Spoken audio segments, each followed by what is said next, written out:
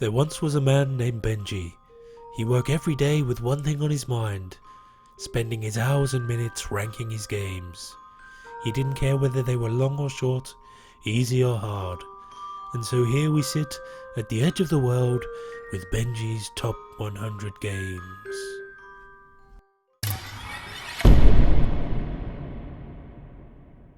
Summoner Wars. Oh my, a card game where walls are cards and creatures are cards and cards are cards. All in a battlegrounds type game with incredible attention to detail in making all the factions that come with it have their own strengths and weaknesses. You play as summoners, wielding your forces and abilities in order to be the last wizard standing. We then splash some grid movement and hand management into the mix, and there's an overall package here that I really wish got to the table more often. And if it did, I imagine this would place quite a bit higher. As it is though, you could do a lot worse than this hybrid mix of deck construction card play and skirmish war game. Quite frankly, the fact that the design of this game has incorporated these oft-time disparate elements into a top game is a remarkable achievement.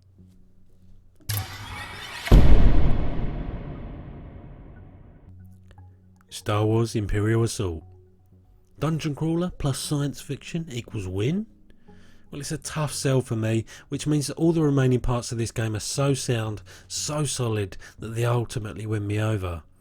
This is effectively a reskin of Descent, Journeys in the Dark. The reputation of the game certainly has increased further now that it has an accompanying app where you can play fully cooperatively without the need for someone to play the Dungeon Master. The scenarios and campaigns on offer here, which had accompanied the gorgeous miniatures, just add flavour to the already well-designed mechanics and character progression. If you love Star Wars and you like ground missions, then you're going to adore this game. As I more or less agree with that statement, I'm a willing convert. But is this the only Fantasy Flight dungeon crawler on my list? We shall see.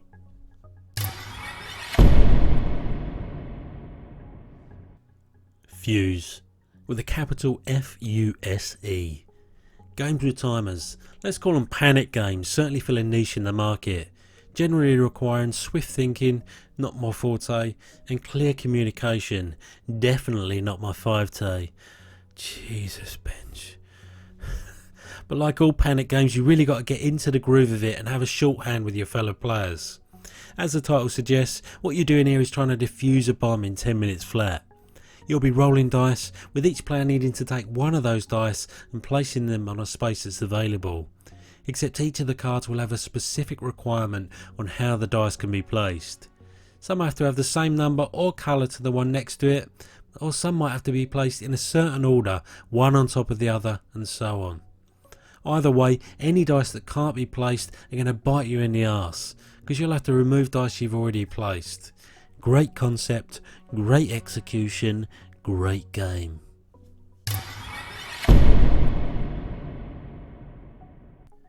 KINGDOMINO. Tile placement games are satisfying.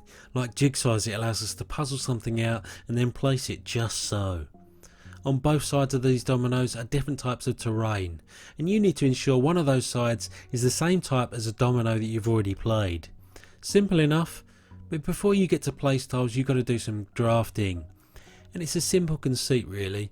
If you take a valuable tile on one turn, you're likely to be left with a crap no one wanted on your next turn, and so on, and round it goes. You'll have to pull out all the stops to get every domino in your 5x5 grid, lest you become like Johnny can't finish a jigsaw. But do not fear, even Johnny can win the game with a wonky kingdom. Maybe it's the dominoes, maybe it's the bright artwork, but mostly it's the super little drafting experience that brings this game to life.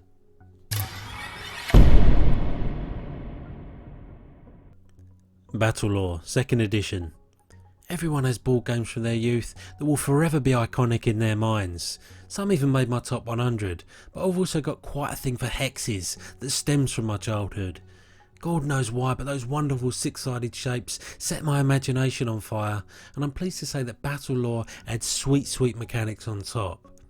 This squad-based war game of sorts features so much variability that no two games will be the same. From secret deployment to different scenarios and a modular board, there really is a great time to be had playing this game. Every facet is well conceived and implemented, and it brings with it that sense of epic battle, but in a manageable time frame. Alas, this is another game that sees a criminal lack of time at my table, but just thinking about it evokes that warm feeling in my loins.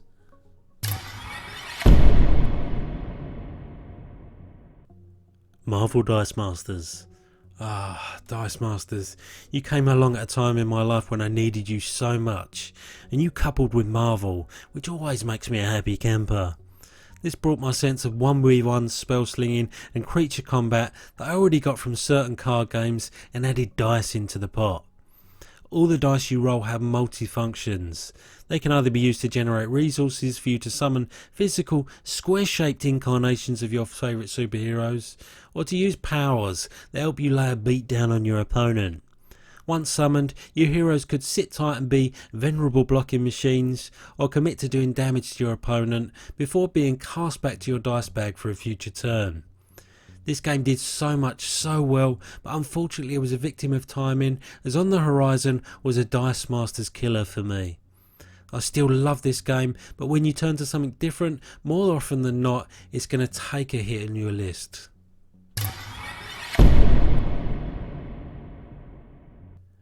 KARUBA. Don't you sing that song, Bhenji. Don't you dare. Fine, I sang myself out earlier anyway. This game asks the question, how do you get from point A to B by placing tiles on a square grid? Well, it's quite simple.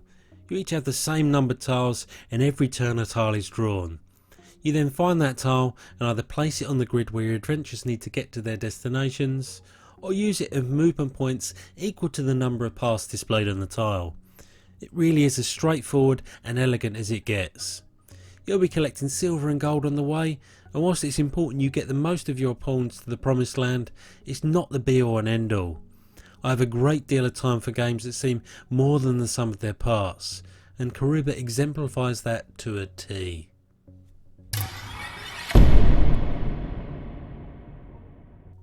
KEYFORGE. What a marketing ploy.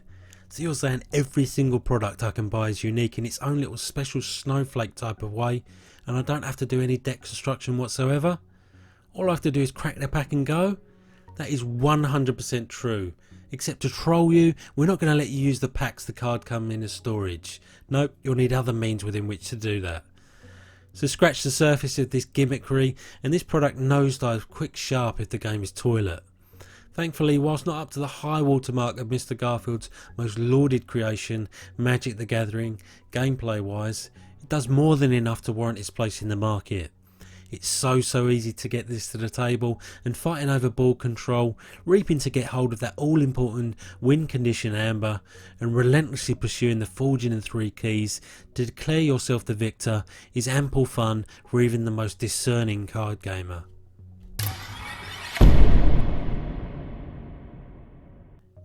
GIZMOS. Here's a game that requires a great deal more thought than its aesthetics would suggest. So you each have 4 actions to choose from, be it taking resources from the energy dispenser, grabbing a card from the communal marketplace in order to build it on a future turn, build something now instead, or roll the figurative dice and see what's on top of the deck to see if there's something there worthwhile building. So far, so ordinary drafting and engine building. Putting aside the iconography that yes does have a certain logic to it, but there's also a great deal to remember. This is a game won or lost by your ability to start gigantic chain reactions with the gizmos that you build, because a good portion of the said devices allow you to do another action that then synergizes with another card in your tableau, and so on and so forth. Game length is certainly appropriate, giving you ample time to build your engine, stretch your legs and go off, before it becomes too plodding and overcomplicated. Good stuff.